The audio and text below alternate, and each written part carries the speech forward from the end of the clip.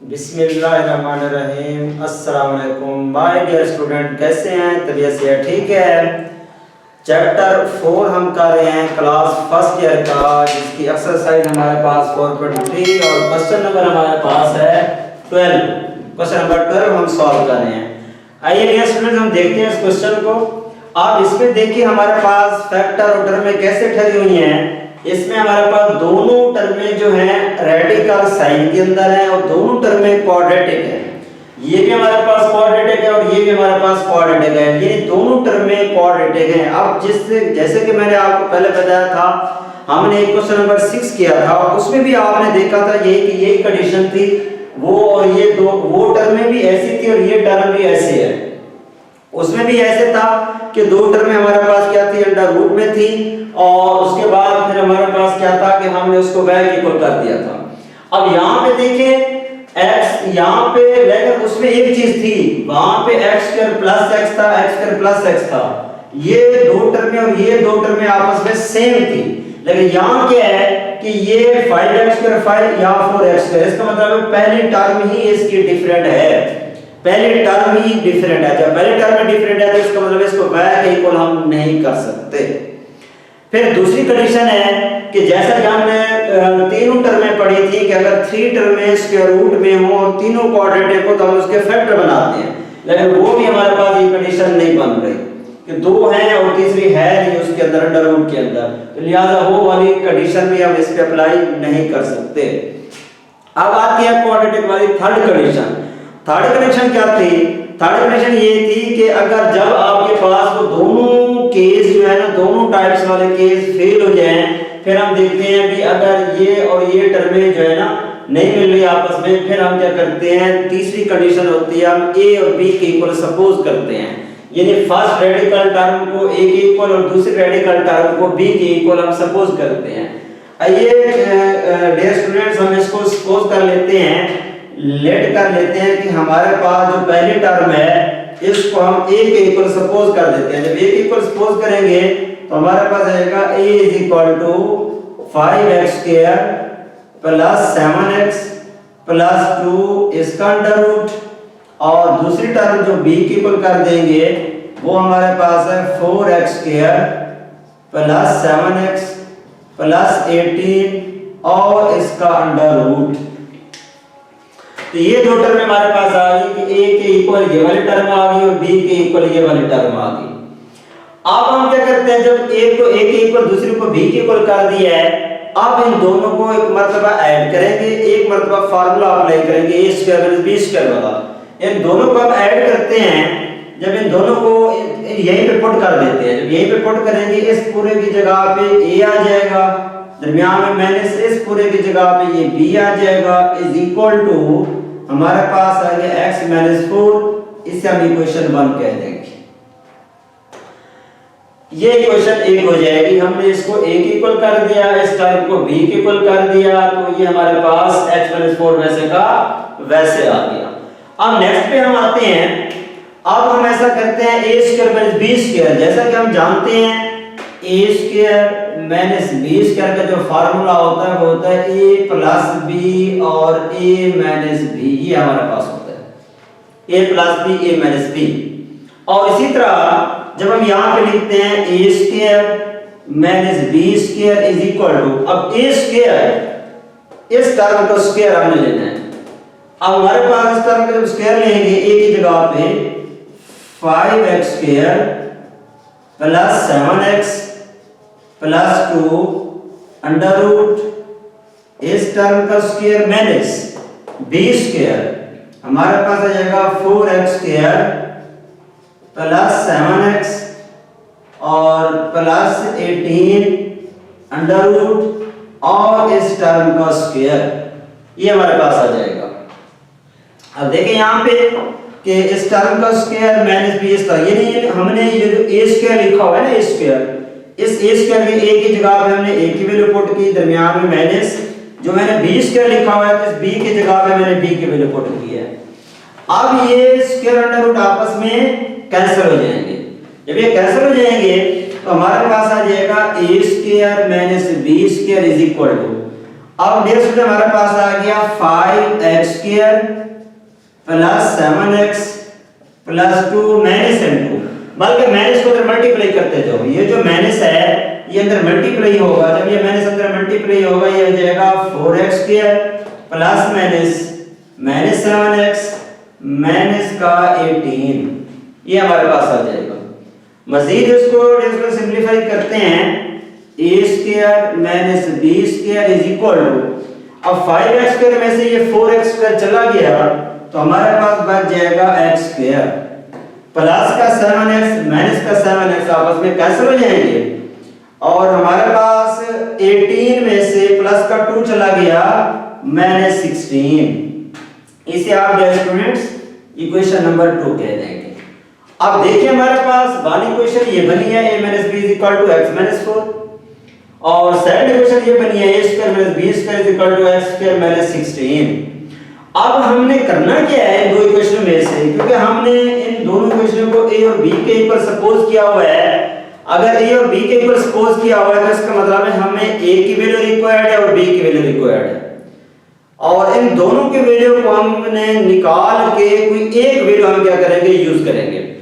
अब देखिए स्टूडेंट्स, अब हम ऐसा करते हैं, ये जो a² minus b² x² minus 16 लिखा हुआ है इसको इस तरह, ये जो फार्मूला है a² माइनस b², एक वन टाइम प्लस का अदर टाइम माइनस का। अब हमें इन दोनों के वैल्यू जो रिक्वायर्ड है इन दोनों में से वहां a माइनस b है या a² b² है। अब देखिए हम कैसा तो नहीं कर सकते, या a है या a² है या b है या b² है, ये दोनों कैसे तो नहीं हो सकती, क्योंकि अगर ये वो a हो वो a² हो, कैसे हो सकती है। इसका मतलब इसको हम अप्लाई कर देंगे, इसका फार्मूला ओपन कर देंगे। फार्मूला ओपन करते हुए हम ऐसा करते हैं इक्वेशन 2 को इक्वेशन 1 पे डिवाइड कर देते हैं। क्यों डिवाइड करेंगे, ताकि हमें a और b की वैल्यू मिल सके, इजीली आसानी से हमें वैल्यू मिल जाए। तो वो वैल्यू फाइंड करने के लिए डियर हम इसको सॉल्व करते हैं। मैं लिख रहा हूं 2 डिवाइडिंग बाय 1, यानी सेकंड इक्वेशन को 1 इक्वेशन पे हम डिवाइड कर रहे हैं। जब सेकंड इक्वेशन को 1 इक्वेशन पे डिवाइड करेंगे तो सेकंड इक्वेशन हमारे पास क्या है, a² minus b² is equal to x² minus 16। अब डिवाइड करेंगे, लेफ्ट से डिवाइड होगी, राइट से डिवाइड होगी। तो लेफ्ट साइड इक्वेशन 1 में हमारे पास ठहरी हुई है बाई में a माइनस b, और राइट में हमारे पास है x माइनस 4 इक्वेशन 1 में x माइनस 4। ये 2 जो इक्वेशन 2 है उसको नोमिनेटर ऊपर लिखेंगे, जो कि हमारे पास a² माइनस b² है, a² माइनस b², और इसी का लेफ्ट हिस्सा इक्वेशन 1 का डिवाइड कर रहे हैं a माइनस b, तो बाई में आ जाएगा a माइनस b। और इसी तरह राइट में आ जाए तो राइट में इक्वेशन 2 का x² माइनस 16 x² माइनस 16, और इसी को राइट पे डिवाइड करें इक्वेशन 1 पे x माइनस 4 हमारे पास आ जाएगा x minus 4। Okay dear students, next step पे हम आते हैं। अब ये जो a² माइनस b² ठहरा हुआ है इसको हम लिख सकते हैं इस तरह a plus b a minus b, ये वाला फार्मूला अप्लाई करेंगे।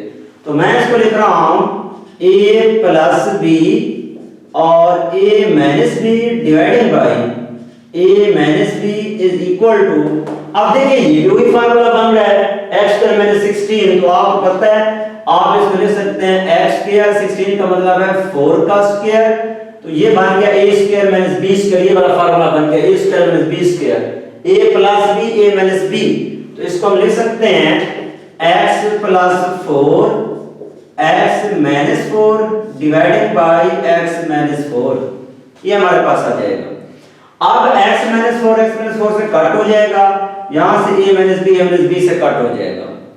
क्या है हमारे पास, यहां से टर्म आ गई a plus b is equal to, यहां से टर्म आ गई x प्लस 4, और इसे आप इक्वेशन 3 कह सकते हैं। आप ये इक्वेशन 3 हो जाएगी, इक्वेशन 3।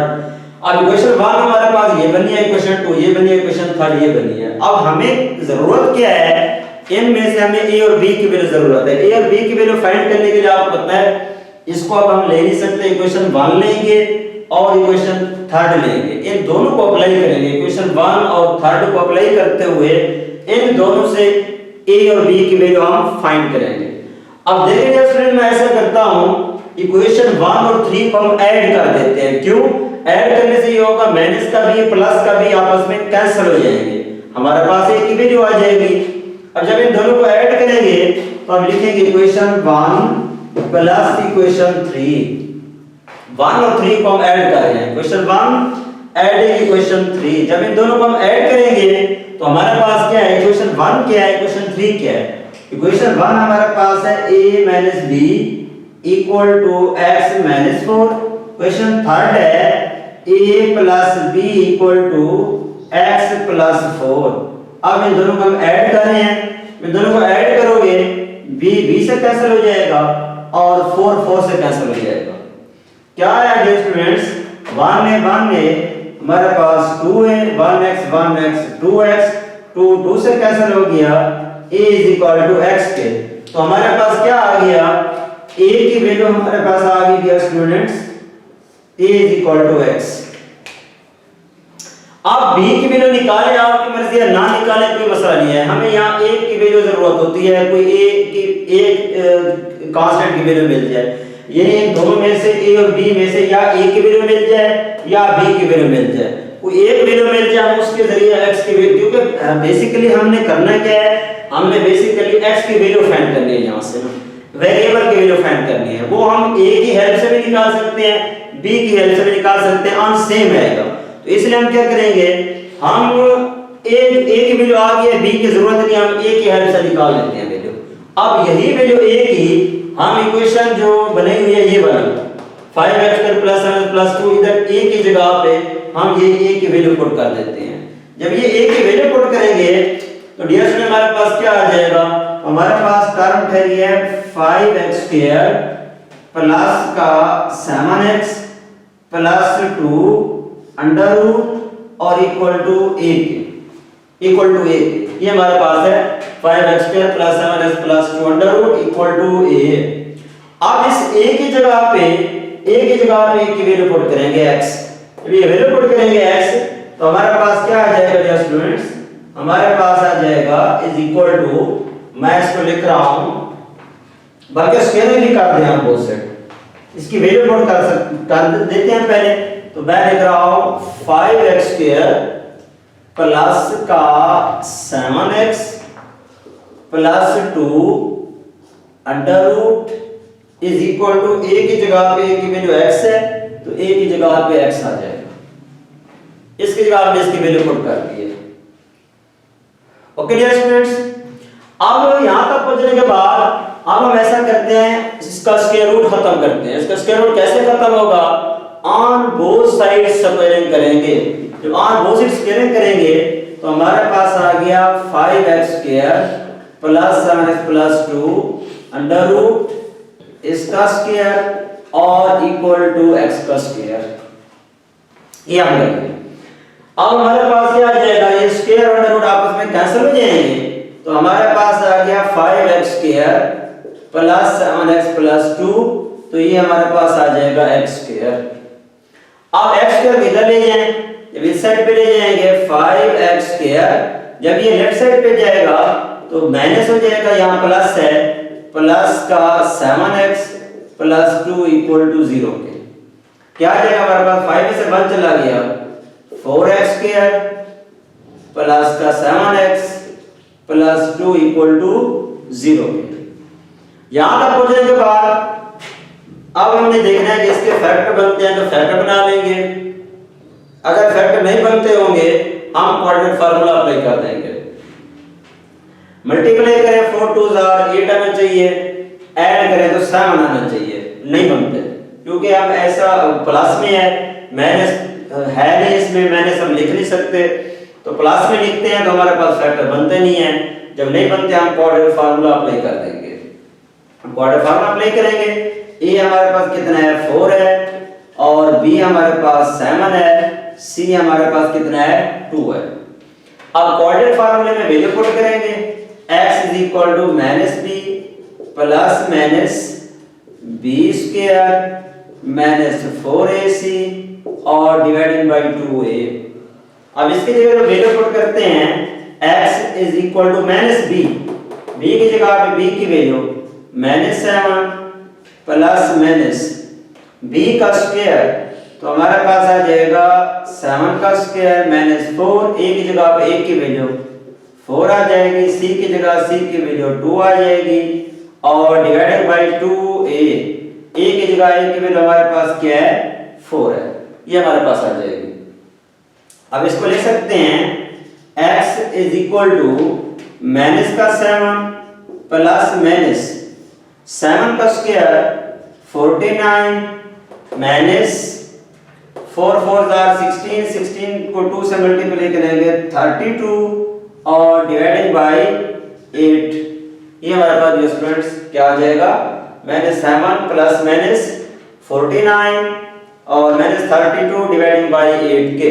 तो इसको आप ले सकते हैं x इज इक्वल टू, तो ये हमारे पास आ जाएगा माइनस 7 प्लस माइनस 49 में से 32 चला गया तो हमारे पास कितना बचेगा 9 में से 2 चला गया 5 और 4 में से 3 चला गया 2, इसका अंडर रूट और डिवाइडिंग बाय 8, ये हमारे पास आ जाएगा।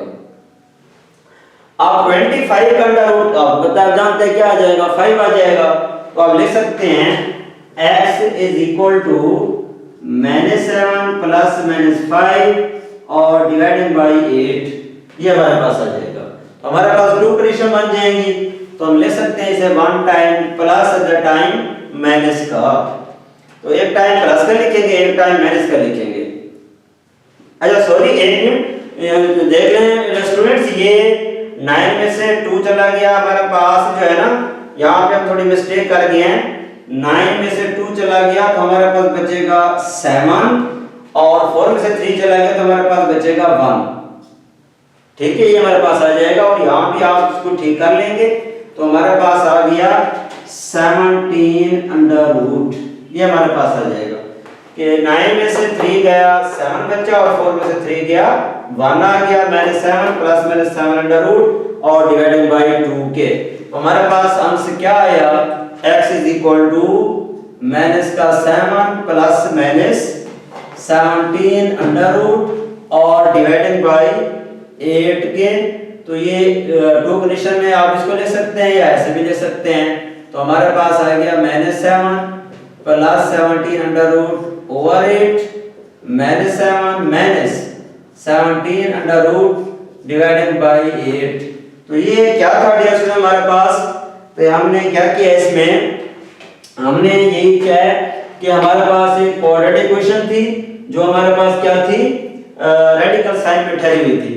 अगर वो रेडिकल साइन में ठहरी हुई थी तो हमने उसको क्या किया, उसका आंसर निकालने के लिए हमने क्या किया कि उस रेडिकल इक्वेशंस को मैंने जैसे कि पहले बताया था कि वो सिंपलीफाई नहीं हो सकती थी, जो हमारी पहली टाइप्स थी उसमें वो सॉल्व नहीं हो सकती थी, इसलिए हमने क्या किया उसको ए और बी के इक्वल सपोज किया, ए और बी के